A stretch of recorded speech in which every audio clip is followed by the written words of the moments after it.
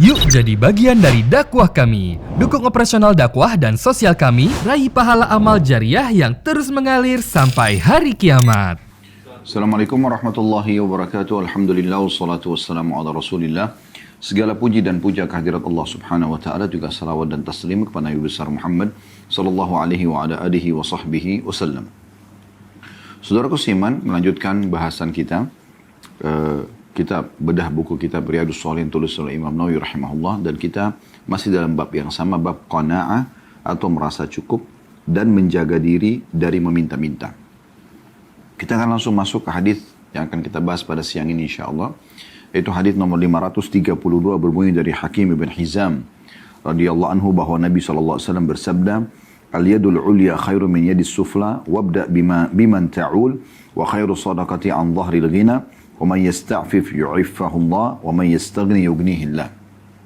Artinya, tangan di atas yang memberi lebih baik daripada tangan di bawah yang diberi. Dan mulailah dengan memberi orang-orang menjadi tanggung jawabmu. Dan sebaik-baik sedekah adalah apa yang berasal dari batas kecukupan. Barang siapa yang berusaha menjaga kehormatannya, maka Allah akan menjaganya, dan barang siapa yang merasa cukup, maka Allah akan mencukupkannya. Hadis ini diriwayatkan oleh Bukhari dan Muslim. Hadis ini adalah hadis yang mulia. Hadis ini adalah hadis yang mulia, saudaraku seiman, karena pendek, padat, dan banyak sekali pesan Nabi SAW yang bisa kita jadikan sebagai prinsip hidup kita. Kita langsung masuk yang pertama, pesan Nabi SAW, dan ini sekaligus mutiara daripada hadis yang pertama, yaitu potongan sabda beliau SAW, al-yadul ulya khairu min yadis sufla. Tangan di atas yang memberi lebih mulia daripada tangan yang di bawah. Dan ini sekaligus menjadi hadis yang sangat relevan dengan judul bab. Ya. Judul babnya qanaah, merasa cukup dan menjaga diri dari meminta-minta. Jadi orang kalau suka memberi, dia tidak akan minta-minta. Itu poinnya. Dan dari hadis ini, Nabi SAW mengingatkan seluruh umatnya, tidak terkecuali. Jangankan orang kaya, orang miskinnya nggak boleh minta-minta. Memberi iya, kalau dikasih dia terima, tapi kalau dia mengemis tidak sama sekali.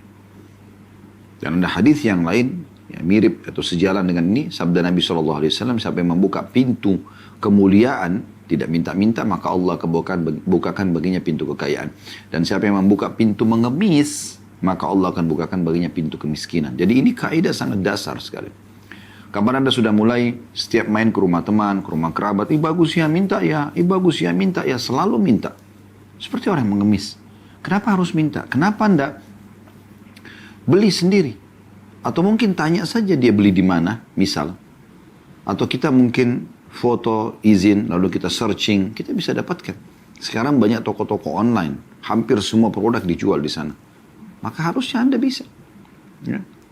Anda bisa membelinya. Kalau tiba-tiba kita ditanya atau dikasih ya, maka itu tidak ada masalah. Nabi SAW menerima hadiah.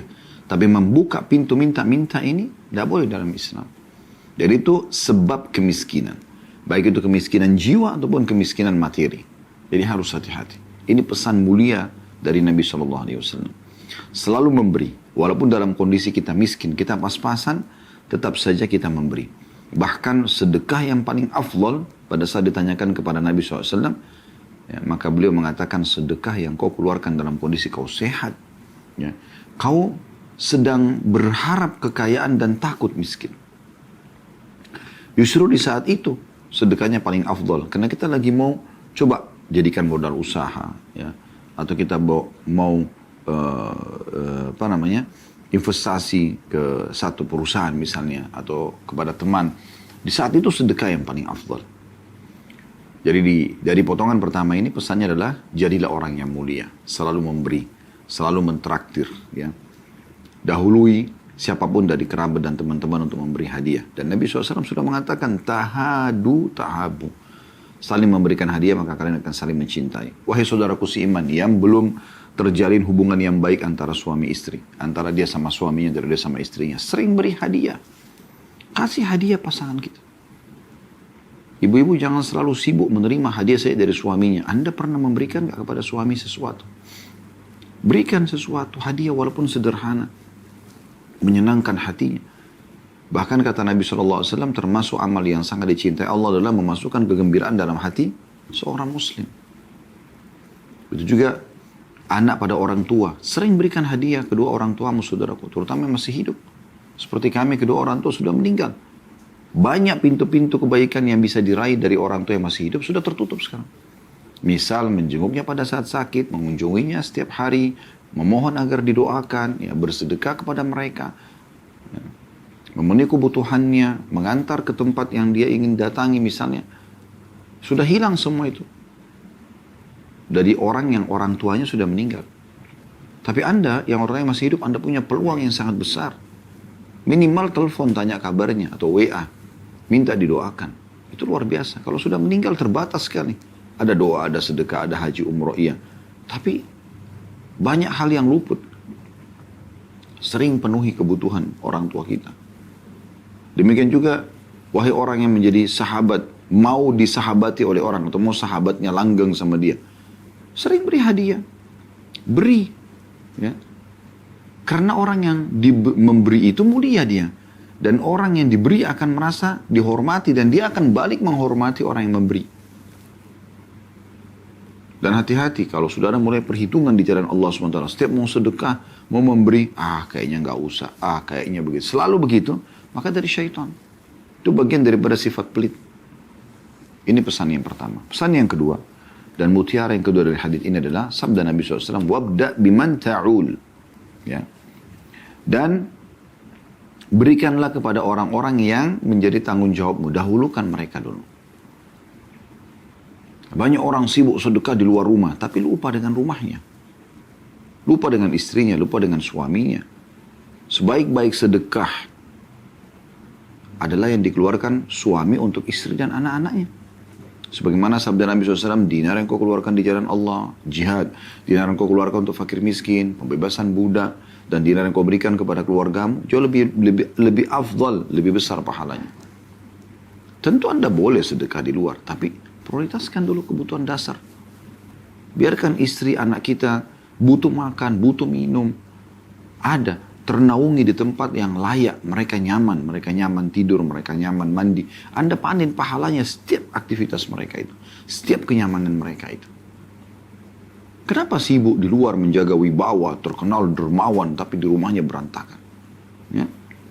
Betul juga dengan seorang istri. Sibuk sama teman-temannya baik, tapi sama suaminya pelit.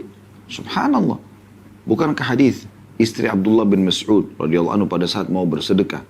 Lalu kemudian Abdullah bin Mas'ud ditanya oleh istrinya. Lalu dia mengatakan, kenapa kau cari jauh-jauh orang? Saya suamimu bukan orang mampu. Kenapa kau tidak beri? Maka istrinya dengan santun mengatakan, kalau gitu coba tanyakan dulu ke Rasulullah SAW. Maksudnya ini boleh nggak ini? Istri berikan ke suami. Maka kata Abdullah bin Mas'ud, kaulah yang pergi tanya. Jangan saya. Karena nggak enak nanti dikira saya ini yang sengaja berharap itu. Maka istri Abdullah bin Mas'ud pun pergi, lalu Nabi SAW mengatakan, iya, itu adalah sedekah yang luar biasa. Memberikan kepada suami. Dan seterusnya. Ya. Begitu juga dengan anak-anak. Royal saja sama mereka. Selama hal-hal yang baik. Cuma memang kami sarankan, setiap yang Anda berikan hubungkan dengan prestasi. Nggak ada salahnya Anda memberikan uang jajan, tapi dengan syarat dia harus menyetor misalnya salah satu surah Al-Quran. Misal contoh. Kalau dalam setiap hari Anda berikan snack dia setiap hari. Dia store satu surah pendek aja. Kalau dalam satu bulan 30 hari, berarti kan bisa 30 surah dia store. 30 surah itu, anggaplah surah-surah pendek dari juz 30, dari juz 29. Itu berarti kurang lebih ya, sudah 1/4 atau 1/5 dari seluruh surah Al-Quran. Karena ada 114 surah. Walaupun memang ada surah-surah yang panjang ya. Tapi maksudnya hubungkan dengan prestasi. Ya, nggak ada masalah. Kalau istri mencapai target tertentu, berikan dia hadiah apa. Gitu. Anak, berikan dia hadiah apa. Murid, berikan hadiah. Yang ketiga, pesan Nabi SAW, wa khairus sadaqati an dhahri ghinan. Dan sebaik-baik sedekah itu adalah apa yang berasal dari batas kecukupan. Maksudnya, penuhi kebutuhan dasarmu dulu, baru sedekah. Silakan bersedekah. Tapi jangan lupa juga diri sendiri. Karena pernah ada sahabat yang bertanya, ya Rasulullah, saya punya dirham. Siapa yang lebih layak saya sedekahi? Kata Nabi SAW, dirimu dulu. Saya masih punya ya Rasulullah. Anakmu, saya masih punya ya Rasulullah. Istrimu, saya masih punya ya Rasulullah. Pembantumu, saya masih punya ya Rasulullah. Engkau lebih tahu setelah itu. Orang-orang terdekat ini dulu. Dan sesuatu yang dibatas kelebihan, sedekahkan. Ini luar biasa ya. Bukan Nabi SAW mengatakan, yang lebih dari kebutuhan, tabung. Enggak. Sedekahkan. Keluarkan di jalan Allah SWT. Bawa bersamamu ke akhirat sana. Ingat statement Abdullah bin Mas'ud dan kami jadikan ini simbol kami di yayasan kami gitu kan. Siapa yang mampu meletakkan hartanya di langit, letakkanlah. Karena tidak akan bisa dijangkau oleh tangan pencuri dan juga dimakan oleh rakyat. Artinya sedekah biar dibawa di timbangan amalmu nanti hari kiamat. Ya. Pesan yang keempat dari Nabi SAW. Wa may yasta'fif yu'iffahullah. Siapa yang berusaha menjaga kehormatannya, Allah akan menjaganya. Tidak mengemis maksudnya. Dia menjaga nama baiknya, Allah akan jaga nama baiknya. Subhanallah, orang kalau minta itu teman-teman sekalian, diberi pun terhina, apalagi sampai tidak diberi. Apalagi sampai tidak diberi. Banyak sekali statement-statement yang harus kita perhatikan ya, berhubungan dengan masalah ini. Ada tulisan seseorang ulama, Syekh Abdurrahman bin Ali Al-Askar. Sebenarnya ini tulisan yang kecil, sederhana dalam bentuk matwiyat atau lembaran seperti ini yang dilipat-lipat. Biasanya di dekat Masjid Haram dibagi-bagi gitu ya, di beberapa musola juga ya. Saya waktu itu sempat di Mekah, saya lihat kok saya ambil gitu. Bagus sekali. Ya. Di antaranya adalah perkataan Qais bin Asim pada saat beliau mewasiatkan kepada anaknya. Salah satu ulama salaf dulu. Beliau mengatakan pada saat mau wafat ya. Alaikum bil mali wastina'ah. Carilah harta itu, pendapatan itu. Dan urus baik-baik gitu. Fa'innahu mambahatul karim. Karena dia sumber yang baik. Wa yustagna bihi 'anil la'im, dan menyelamatkan dari kehinaan. Wa iyyakum wal mas'alah, dan jangan pernah mengemis. Fa innaha akhiru kasbar rajul, karena itu pendapatan terakhir seseorang. Kalau betul-betul sudah tidak punya pendapatan kecuali harus minta, ya apa boleh buat. Di situ pintunya boleh dibuka, minta. Tapi tidak boleh terus-menerus. Ada kan banyak Anda dengar biasa kadang-kadang mereka malah hidup dari hasil pengemisan itu. Ternyata rumahnya besar. Dia sudah merasa nyaman dengan itu. Mengemis saja. Kenapa mengemis? Kenapa enggak muliakan diri? Jual, dagang. Begitu juga Sa'id bin Musayyib rahimahullah mengatakan, La khaira fi man la yatlubul mal. Tidak ada kebaikan dari seseorang yang tidak sengaja cari pendapatan. Yaqdi bihi dainah. Dia bisa bayar utang-utangnya. Wa yasunu bihi irdah. Dan dia juga menjaga kehormatannya. Nah ini kehormatan di sini. Harum namanya. Wa yakdi bihi dhimamah. Dia penuhi kebutuhan-kebutuhannya. Wa in mata, kalaupun dia mati, tarakahu mirathan liman ba'dah. Dia akan tinggalkan warisan untuk, atau dia akan jadikan atau tinggalkan sebagai warisan untuk ahli warisnya. Ya. Ini penting sekali. Beliau mengatakan innal amala wa in kana yasiran fa huwa khairum minal bitalah. Bekerja itu, beraktivitas, mencari pendapatan, menjaga kehormatan supaya tidak terhina. Itu jauh lebih baik daripada orang yang pengangguran. Wa khairu min intidharin niwali min ashabil mal. Dan lebih baik daripada menunggu ya, intidharin nawali min ashabil mal, menunggu pemberian dari orang-orang pemilik harta. Wa aswa minhu su'al ashabul gina, dan paling buruk atau lebih buruk lagi daripada itu adalah selalu mengemis dari orang-orang kaya. Liannahum in a'tahu baqiyatil minna ala dhahri yahmiluha. Kalaupun dia diberi maka akan ada tetap beban di pundaknya. Kalau setiap ketemu orang itu, oh ya, orang ini pernah kasih saya. Atau orang yang memberi mengatakan, oh si fulan, walaupun sudah tinggi jabatannya sekarang, oh dulu pernah mengemis sama saya itu. Ya. Wa in mana'uhu faqad ijtama 'indahu su'atan. Dan kalau sampai ditolak dia minta ditolak, maka berkumpul padanya dua keburukan.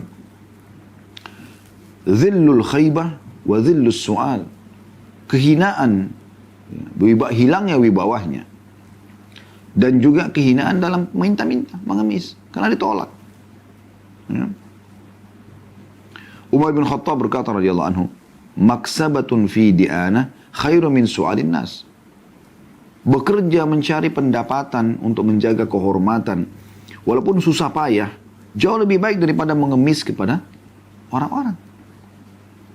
Luqman al-Hakim, yang disebutkan dalam surah Luqman, ya, seorang yang saleh, berkata kepada anaknya, ya bunai, wahai anak-anakku, istagni bil kasbil halal.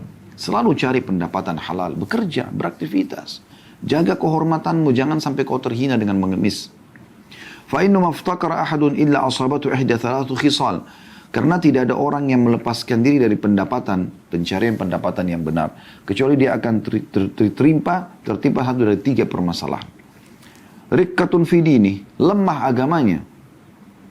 Orang yang malas, pengangguran, tidak mau bekerja, ya, tidak menjaga kehormatannya ini, mau tampan, mau cantik, tapi di mata orang jatuh. Dan agamanya lemah. Bisa dibeli agamanya orang begini. Bisa buka auratnya, karena dia mengemis terus. Yang kedua, awdha'fu fi aqli, lemahnya akalnya. Orang biasa mengemis, tidak biasa menghadapi permasalahan, dia cuma enak saja, maka otaknya tidak berfungsi. Ini bahaya. Salah satu hikmah adanya cobaan-cobaan dari Allah Azza wa Jalla adalah membuat kita, ya, kita jadi tertarik untuk mau mencari solusinya dan berpikir. Nah, itu yang baik untuk otak kita. Olahraga otak itu. Ini permasalahan-permasalahan itu. Au waha'un fi muru'ati, atau tercoreng kehormatannya. Nah, ini yang tadi kita bahas ini kan, menjaga kehormatan. Ini tiga hal, dia bisa kena satu dari tiga. Bahkan tiga-tiganya bisa. Lemah agamanya, lemah akalnya, dan juga tercoreng kehormatannya. Wa'adzam min hadha, dan lebih parah lagi daripada itu. Kata beliau, istighfafun nasu bihi, manusia menganggap remeh dia. Beliau mengatakan juga, wa ta'awwadha Rasulullah sallallahu alaihi wasallam min umuri kathiratin liyubayyana lin-nasi madarratuha. Dan Nabi SAW banyak berlindung kepada Allah SWT. Nabi SAW berlindung kepada Allah SWT dari banyak hal untuk menjelaskan bahayanya kepada manusia. Wa yasta'inu billahi 'anil bu'd anha. Dan Nabi SAW minta tolong agar Allah menjauhkan beliau dari hal-hal itu. Rawa al-Imam Ahmad anna Rasulullah SAW qala, bahwasanya Imam Ahmad meriwayatkan Rasulullah SAW bersabda, ta'awwadu billahi minal faqri wal qillati wal dhillah. Selalulah berlindung kepada Allah dari tiga hal. Kefakiran. Supaya jangan miskin. Minta kepada Allah SWT. Karena orang-orang kaya sama waktunya dengan Anda. Dan berapa banyak orang kaya yang kami temuin pun, mereka mengakui bahwasanya mereka datang ke Jakarta dengan tangan kosong. Mereka tidak punya apa-apa. Tapi dengan niat yang baik, tekad yang baik, bahkan diikuti dengan bersedekah yang rutin, maka Allah bukakan rezeki. Kita bukan disuruh miskin. Allah tidak mau kita miskin, suruh kaya. Supaya kita bisa memberi. Kemudian yang kedua, kekurangan, wal qillah. Yang ketiga, wal dhillah, kehinaan. Jadi kita disuruh untuk berlindung kepada Allah Subhanahu wa taala dari semua ini, ya. Lalu beliau mengatakan, innahu la yaliqu birrajulil aqil. Seseorang laki-laki yang berakal tidak pantas itu. An yarda li nafsihi an yakuna himlan 'ala al-mujtama'. Kalau dia akan menjadi beban di tengah-tengah masyarakat. Thaqilan la fa'idata min. Memberatkan masyarakat, lingkungannya, dan tidak ada faedah bisa diambil darinya. Pengangguran, cuma toh minta. Dihina-hina oleh orang. Ataupun akhirnya jadi kriminal. Preman-preman. Farigan an syugul. Tidak bekerja, tidak mau berusaha. Yaqulu Umar radhiyallahu anhu, maka Umar berkata radhiyallahu anhu, inni la ara ar-rajula fayu'jibuni syakluh. Aku kadang-kadang melihat ada orang, aku kagum melihat paras wajahnya, postur tubuhnya, pakai penampilannya bagus sekali. Fa idza sa'altu anhu, tapi pada saat saya tanya tentang dia, faqila la amalalah saqata min aini. Kalau saya tanya, maka orang-orang mengatakan, tapi dia pengangguran. Maka jatuh dia di mataku. Maksudnya, tidak ada nilainya orang yang di mataku. Ini menandakan luar biasa. Beliau juga mengatakan, وَصَحَابَتُهُ saya ulangi dulu, wa kana nabiyyuna Muhammad sallallahu alaihi wasallam yabi' wa yashtari. Ketahuilah bahwasanya Nabi Muhammad sallallahu alaihi wasallam, nabi kita, beliau bertransaksi jual beli, menjual dan membeli, yabi' wa yashtari. Wa yarhan, gadai, menggadaikan, wa yata'amal bi jami'i ta'amulatil maliyah, dan beliau berinteraksi dengan segala jenis transaksi harta jual beli. Wa qala yawman li ashabihi, dan beliau berkata suatu hari beliau pernah berkata kepada para sahabatnya, la an ya'khudha ahadukum abhulah, seseorang dari kalian mengambil potongan-potongan tali, thumma ya'til jabal, lalu dia naik ke atas gunung, thumma ya'ti bihizmatin min hatabin fayabi'uha fayastagni bithamaniha, kemudian dia mengumpulkan ranting-ranting atau potongan-potongan kayu lalu dia menjualnya dan dia hidup dari nilainya. Khairun lahu min an yas'alan nas, jauh lebih baik daripada dia mengemis pada orang. A'tuhu au mana'uhu, baik dia diberikan atau dia ditolak. Hadis ini riwayat Bukhari. Kita sudah jelaskan tadi, kalau dia ditolak sudah terhina. Dia diberi pun terhina, apalagi kalau ditolak. Hilang harga dirinya. Kemudian beliau mengatakan wassahabatu ridwanullah alaihim, dan sahabat-sahabat beliau juga, sahabat Nabi SAW ridwanullah alaihim, imtahanul mihan, mereka coba menguasai berbagai macam profesi. Wa ba'u washtaru, mereka jual beli, ya. Wa talabur rizqil halal, mereka mencari rezeki-rezeki yang halal. Qala Sa'id bin Musayyib, Sa'id bin Musayyib berkata rahimahullah, seorang tabi'in, kana ashabu Rasulullah sallallahu alaihi wasallam yatjaruna fi bahri Rum, bahwasanya sahabat-sahabat Rasulullah mereka berdagang sampai ke laut-laut Romawi. Wa yaqulu Umar radhiyallahu anhu, dan Umar juga berkata radhiyallahu anhu, ta'allamul mihna, pelajari profesi-profesi, coba tekuni. Fa innahu yushiku an yahtaja ahadukum ila mihnatah, karena bisa saja kalian butuh dengan profesi kalian itu. Wa kana Abu Darda radhiyallahu anhu la yuqidun nara tahta kidrihi hatta tadma aynah, dan Abu Darda radhiyallahu anhu memasak, ya, menjual masakan gitu, sampai matanya memerah. Wa taqulu Aisyah radhiyallahu anha, dan Aisyah berkata radhiyallahu anha, kana Abu Bakar radhiyallahu anhu atjaru Quraisyin hatta dakhala fi al-imara, bahwasanya Abu Bakar adalah orang yang, ya, paling mahirnya, ya, atau pedagang ulungnya Quraisy sampai dia masuk ke pemerintahan. Setelah jadi khalifah, setelah meninggal Nabi, pada saat Nabi SAW meninggal, disitulah beliau meninggalkan perdagangan. Sebelumnya beliau berdagang terus, beraktivitas, ya. Dan ini hal yang luar biasa, dan sekian banyak, ya, dalil-dalil gitu kan yang disampaikan. Saya tidak bacakan semuanya, tapi kita tutup khusus poin ini dengan hadis Nabi SAW yang diangkat oleh beliau. Beliau mengatakan sallallahu alaihi wasallam, ma akala ahadun ta'aman khairum min an ya'kula min amali yadi, wa inna nabiyallahi Dawud kana ya'kulu min amali yadi. Tidak ada satu sumber pendapatan, sumber makanan dan minuman yang lebih baik daripada hasil kerja tangan seseorang. Disuruh bekerja, bukan mengemis. Dan ketahuilah Nabi Allah Daud makan dari hasil tangannya sendiri. Ya. Dan ini hal yang luar biasa gitu, yang harus diperhatikan. Dan ini kalau Anda mau dengar lebih jauh tentang bahasan lembaran tadi yang saya bacakan itu, kami sudah angkat khusus sebuah materi, judulnya Katakan Iya Untuk Sukses. Anda bisa lihat di playlist kami di YouTube insya Allah, untuk Anda lebih jauh memahami masalah ini. Kemudian pesan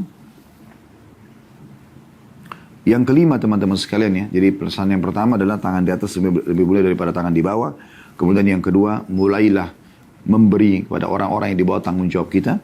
Dan yang ketiga, sedekah yang paling afdal adalah yang di atas daripada kelebihan kebutuhan dasar kita. Yang keempat, siapa yang menjaga kehormatannya, maka Allah pun akan menjaganya. Dan yang terakhir sekarang pesan yang kelima adalah wa may yastaghni yughnihillah. Dan barang siapa yang merasa cukup, maka Allah pun mencukupkannya. Dan ini juga menjadi saksi bahasan bab kita. Artinya, siapa yang merasa cukup dengan apa yang Allah Subhanahu wa ta'ala berikan, selalu alhamdulillah, makanan ini cukup, minuman ini cukup, pakaian ini cukup, rumah ini cukup, mobil ini cukup, pekerjaan ini cukup, maka Allah akan menjadikan itu cukup bagi dia. Dan subhanallah, ini kita bisa rasakan, ya.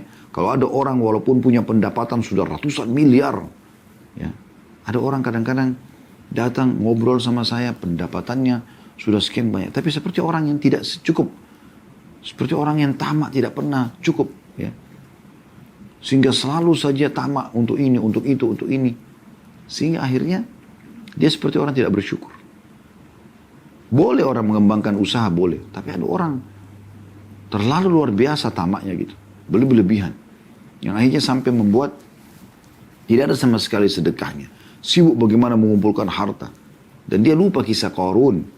Yang akhirnya karena ini membuat dia lalai dari zakat malnya, dari sedekahnya, dan hak-hak yang lainnya. Yang harus dia keluarkan dari harta tersebut yang telah Allah bebankan pada dia. Baik, kita masuk hadis nomor selanjutnya, nomor 533 ya. Hadis ini berbunyi teman-teman dari Abu Sufyan Sakhr bin Harb radhiyallahu anhu. Beliau berkata, Rasulullah SAW bersabda, la tulhifu fil mas'alah. Wallahi la yas'aluni ahadun minkum syai'a. Fatukhrija lahu mas'alatuhu minni syai'an wa ana lahu karih. Fayubaraka lahu fima a'taitu. Janganlah kalian terus-menerus meminta. Demi Allah, tidaklah ada seseorang di antara kalian meminta sesuatu kepadaku, kemudian permintaannya itu membuatku memberikan sesuatu kepadanya, padahal sebenarnya aku tidak ingin. Lalu dia diberikan keberkahan pada apa yang aku berikan kepadanya tersebut. Hadis ini diriwayatkan oleh Imam Muslim. Dari sini ada dua pelajaran yang bisa kita ambil. Yang pertama adalah larangan Nabi SAW untuk mengemis. Minta. Ya. Ini hanya babnya kalau betul-betul tidak ada kemampuan. Baru minta. Ya. Jangan mengemis sebenarnya sekali. Kalau diberi alhamdulillah, kalau tidak jangan. Kita harus mulia gitu. Walaupun kita pengen sekali. Ini larangan dari Nabi SAW. Apalagi kalau yang sedang kita mintai tidak suka dimintai. Ya. Allah memberikan kita feeling dalam hati teman-teman. Orang ini kalau saya minta mau nggak sih dia? Jelas-jelas orang itu merenggut wajahnya tidak mau. Kasihlah, tolonglah. Kenapa ini? Kenapa? Ya. Tidak boleh dilarang oleh Nabi SAW. Mulia teman-teman sekalian. Bahkan Nabi SAW mengajarkan kepada kita sebuah hadis yang saya tiba-tiba terlintas. Beliau mengatakan kalau Allah berikan kalian atau kalau kalian sudah diberikan oleh pemimpin kalian apa yang merupakan hak kalian syukur. Kalau kalian belum diberikan, ya mintalah kepada Allah agar memberikan kepada kalian. Ini poin penting masalah tauhid kita kepada Allah SWT. Akhi dan ukhti, minta kepada Allah dari hal yang kecil sampai hal yang besar. Bukan cuma hal yang besar saja. Minta apa saja. Kenapa Anda tidak meraih pahala doa dengan misalnya pas mau pergi ke satu mall, ke pasar mau belanja, Anda minta ya Allah mudahkan parkiran buat hamba. Minta parkiran pun kepada Allah. Hal yang sederhana. Mungkin subhanallah Allah mudahkan. Saya berapa kali dulu waktu Ajwad resto kami masih di Kalibata City, padat sekali parkiran subhanallah di sana. Kadang-kadang saya kalau datang dari rumah mau ke resto, mau cek gitu, saya tahu ini padat, maka saya mengatakan, ya Allah mudahkan parkiran. Subhanallah, tidak pernah saya nggak dapat parkiran dengan padatnya kendaraan. Kadang-kadang pas masuk, ada aja yang keluar, subhanallah. Ada tempat yang memang dari sekian mungkin ratus, mungkin banyak mobil sana, ada yang bisa diselip mobil masuk dalam. Allah selalu mudahkan. Anda lagi siang ini, Anda mau makan misalnya. Tidak ada salahnya Anda minta. Supaya mendapatkan pahala doanya. Dan juga selalu menghubungkan diri kita dengan Allah Azza wa Jalla. Kita mengatakan, ya Allah, mudahkanlah makan siang yang cocok buat hambamu ini. Ya Allah, aku lagi pengen makan sup kah, nasi kah, apa. Ya Allah, pengen makan ini. Sampai minta sama Allah. Tetap juga Anda tahu Anda akan membelinya selepas duhur misalnya. Atau selepas, atau di waktu istirahat kantor. Tapi Anda berdoa kepada Allah SWT. Anda mau beli baju, minta sama Allah. Supaya dimudahkan. Para sahabat Nabi itu kalau sendal mereka putus, mereka minta, ya Allah sendal saya putus gantikan. Begitu luar biasa tauhid mereka. Dan memang ini yang Allah Azza wa Jalla perintahkan kepada kita. Kita selalu manja dan bergantung kepadanya. Hampir semua lini kehidupan kita kan. Bangun tidur ada doanya. Mau tidur ada doa. Bangun tidur ada doa. Mau ke kamar masuk kamar mandi ada doa. Ya. Mau mulai berwudu pakai air. Bismillah ada doa. Masuk WC ada doa. Pada saat Anda selesai mandi, Anda pakai baju ada doa. Keluar rumah ada doa. Mau makan, minum ada doa. Ya. Lihat seseorang yang punya kekurangan di pinggir jalan, ada doanya. Kita ke masjid, mau sholat duhur, ada doa. Melangkah ke masjid, ada doanya. Masuk masjid, ada doa. Keluar masjid, ada doa. Antara azan di kamar disuruh berdoa. Di dalam sholat, sepanjang sholat penuh dengan doa. Habis sholat ada doa, ada zikir. Kemudian juga masuk rumah ada doa. Semuanya ada doanya. Allah SWT memang mau kita ini bergantung padanya. Dan Allah ingin kita manja. Kenapa tidak mau teman-teman sekalian? Tidak ada ruginya kan gitu. Nah poin yang kedua dari hadits ini adalah kalau ada orang yang sengaja mengemis, apalagi sampai orang yang dia minta itu nggak suka gitu, tetap dia ngoyo-ngoyo gitu, maka kalaupun dia dikasih tidak ada keberkahan dari apa yang dia terima itu, karena orang yang memberi itu tidak tulus, tidak ikhlas, terpaksa gitu. Nah ini nggak boleh, nggak ada keberkahan di situ. Mana dari keberkahan tidak akan mencukupi. Baik teman-teman, sekarang kita lanjutkan lagi hadis nomor 534. Berbunyi dari Abu Abdurrahman Auf bin Malik al-Ashja'i radhiyallahu anhu, beliau berkata, "Kunna 'inda Rasulillah sallallahu alaihi wasallam 9 atau 8 atau 7." Faqala, "Ala tubayi'una Rasulullah sallallahu alaihi wasallam?" Wa kunna hadithi ahdin bi bai'ah. Faqulna qad bay'naka ya Rasulullah. Thumma qala, "Ala tubayi'una Rasulullah?" فبسطنا أيدينا وقلنا قد بايعناك يا رسول الله فعلى ما نبايعك قال على أن تعبد الله ولا تشرك به شيئا والصلوات الخمس وتطيع الله وأصر كلمة خفيفة ولا تسأل الناس شيئا فلقد رأيت بعد أولئك النفر يسقط صوت أحدهم فما يسأل أحدا يناوله إياه. Artinya, kami 9 orang atau 8 orang atau 7 orang di sisi Rasulullah SAW dan beliau bersabda. Artinya di sini Auf bin Malik al-Ashja'i ragu jumlahnya kami 7, 8 atau 9 orang gitu. Dan pada saat itu Rasulullah SAW bersabda kepada kami, apakah kalian tidak berbaiat kepada Rasulullah SAW? Dan makna baiat adalah janji setia. Ya. Waktu itu kami baru saja berbaiat, maka kami menjawab, kami telah berbaiat kepadamu wahai Rasulullah. Kemudian beliau bersabda lagi, apakah kalian tidak berbaiat kepada Rasulullah SAW? Maka kami mengulurkan tangan kami dan mengatakan, kami telah membaiat Anda wahai Rasulullah. Maka dalam hal apa kami harus membayar Anda lagi? Apakah ada tambahan informasi? Ya. Beliau bersabda, berbayatlah agar kalian menyembah Allah dan tidak menyekutukannya dengan apapun. Menegakkan sholat 5 waktu dan taat kepada Allah. Dan beliau menyamarkan kalimat ringan. Maksudnya menyampaikan ada tambahannya. Yaitu agar kalian tidak meminta kepada manusia. Maka saya benar-benar, kata Auf bin Malik radhiyallahu anhu perawi hadits ini, saya benar-benar telah melihat sebagian dari mereka pada saat cambuknya terjatuh, tapi tidak mau minta tolong kepada siapapun untuk mengambilnya. Hadis ini diriwayatkan oleh Imam Muslim. Hadis ini mulia teman-teman sekalian. Banyak maknanya. Di antaranya adalah, yang pertama kita bisa ambil pelajarannya tentang masalah bagaimana Nabi SAW dibaiat oleh para sahabat. Dan ini terjadi ya pada Nabi SAW atau pemimpin yang sedang memimpin. Kita memberikan janji setia kita. Kalau kita masih hidup di zaman Nabi SAW, maka Nabi selalu mengatakan atau sering mengatakan kepada para sahabat, sering mengatakan pada mereka, baiatlah gitu. Apalagi orang kalau baru masuk Islam.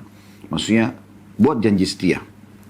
Maka Nabi SAW seringkali mengambil bait kepada mereka seperti standarnya yang ada disebutkan dalam hadis ini. Yaitu, menyembah Allah tidak menyekutukan Allah dengan sesuatu apapun. Ya. Dan Nabi SAW menghubungkan dengan apa yang sedang terjadi pelanggaran di antara mereka misalnya. Seperti penduduk Mekah dulu mereka masih sering makan bangkai, ya, menyembah berhala, dan segala macam tradisi jahiliyah dulu. Maka itu semua dihapus gitu. Di sini beliau mengatakan juga dan sholat. Ya. Ini umum dalam bait Nabi SAW. Tidak boleh menyekutukan Allah. Kemudian menegakkan sholat 5 waktu dan taat kepada Allah. Apa yang Allah perintahkan kerjakan, apa yang Allah larang tinggalkan. Itu janji setiap muslim ya, yang harus dipegangi. Kemudian di sini Nabi SAW menitipkan pesan, kata Auf bin Malik. Kalau apa yang Nabi sebutkan itu sering kami dengar. Bahkan kami sudah baiat Nabi dalam hal itu. Tapi ada pesan Nabi yang berbeda, ditambahkan lagi di situ. Yaitu beliau mengatakan jangan pernah mengemis pada orang. Jangan pernah minta sama orang. Bahkan minta tolong pun darurat sekali. Jadi ini baiat yang terjadi kepada Nabi SAW. Dan Nabi SAW mengulangi baiat di sini padahal sudah ada janji setia sebelumnya karena ada tambahan informasi. Dan saking pentingnya informasi untuk tidak mengemis pada orang atau minta-minta pada orang di sini. Dan agar kalian tidak meminta kepada manusia sampai masuk dalam baiat kepada Nabi SAW. Ini bayangkan, saking pentingnya poin ini harus jadi prinsip setiap muslim. Kita bukan tidak boleh minta tolong sama orang, tapi bukan setiap saat. Semua orang tolong dia, sementara dia sendiri tidak beraktivitas. Nah, selama Anda bisa lakukan sendiri, Anda lakukan sendiri. Ya. Tentu ada keadaan-keadaan tertentu yang diperkecualikan di sini ya. Nanti akan kita bahas insya Allah.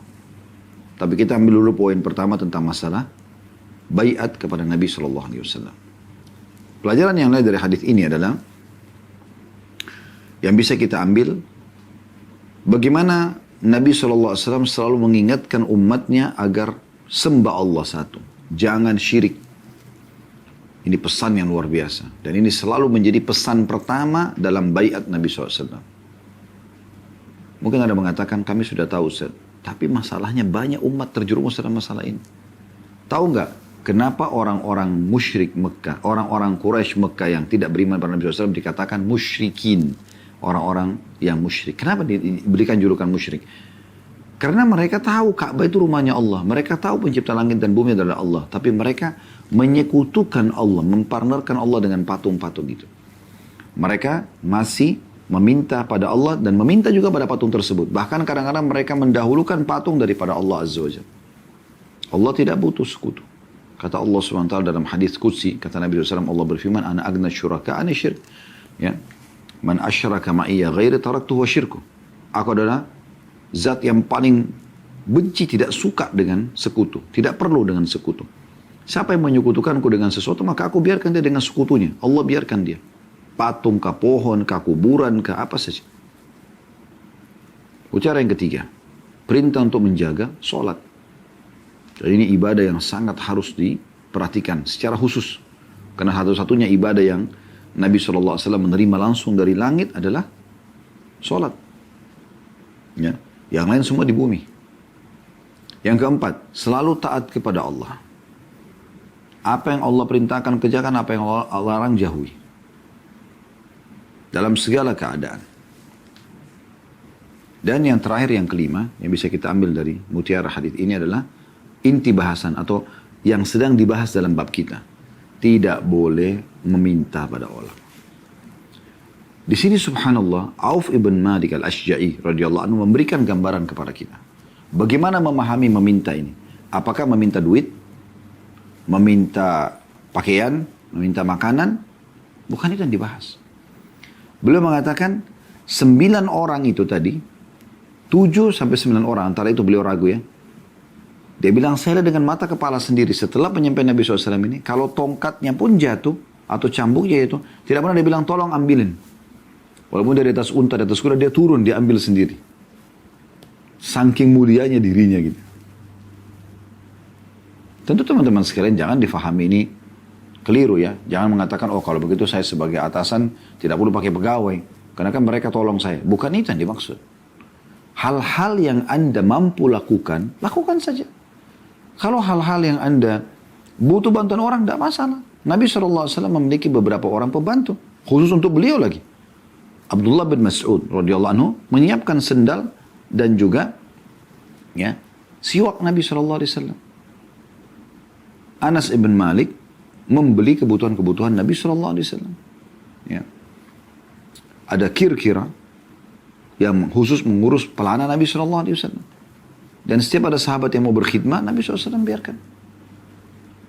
Ada juga sahabat yang dulu bahkan khusus datang menginap di rumah Nabi SAW atau di depan pintu rumah Nabi hanya untuk menyiapkan air untuk uduk dan sholat, untuk uduk sholat malamnya Nabi SAW, yang Nabi mengatakan, mintalah sesuatu. Lalu dia mengatakan, ya Rasulullah, saya minta agar saya bersama dengan Anda di surga. Permintaan yang sangat mulia. Kita berharap berada di posisi sahabat ini. Karena Nabi SAW mengatakan kalau gitu, ada permintaan lain, dia bilang tidak ada. Ya, kalau begitu kata Nabi SAW, bantu saya dengan memperbanyak, supaya hajatmu dipenuhi, bisa bersama aku di surga nanti. Bantu aku banyak sujud, banyak sholat. Terutama sholat sunnah. Maka boleh orang minta tolong dengan pegawainya, dengan istrinya, ya, dengan anaknya. Apalagi kalau memang poinnya, ini tadi yang saya bilang saya akan jelaskan, nah ini poinnya. Kalau kita tahu, ya, atau kita ingin memberikan peluang kepada dia agar bisa mendapatkan pahala ekstra. Contoh misalnya, orang tua pada anaknya. Ya.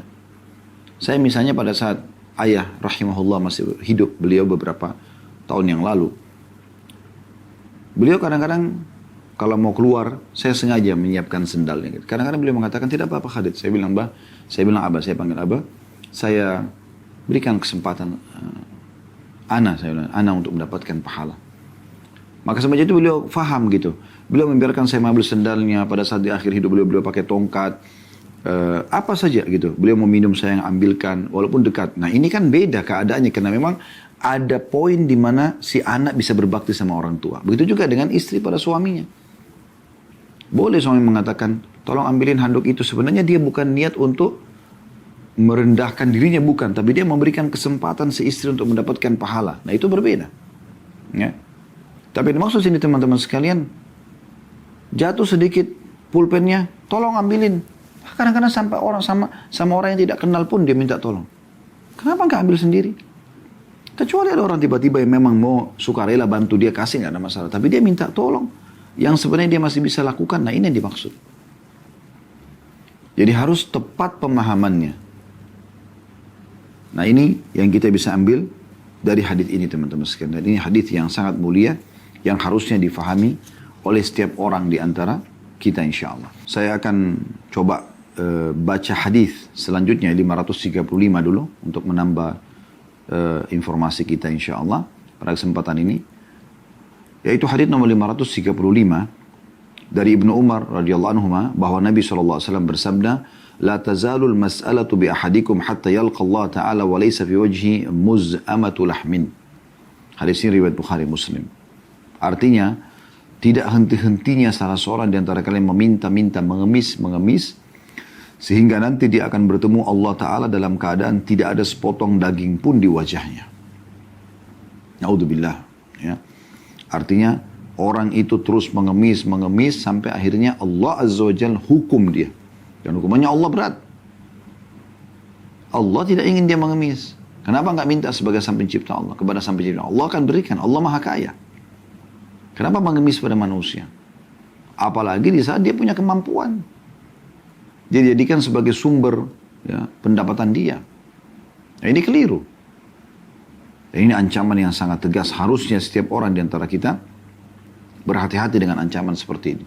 Yaitu dia akan bertemu dengan Allah Azza wa Jalla dalam kondisi mukanya tidak ada dagingnya. Anda bayangkan seperti tengkorak saja. Bentuk penghinaan dan siksaan bagi dia. Baik, ini hadis nomor 535.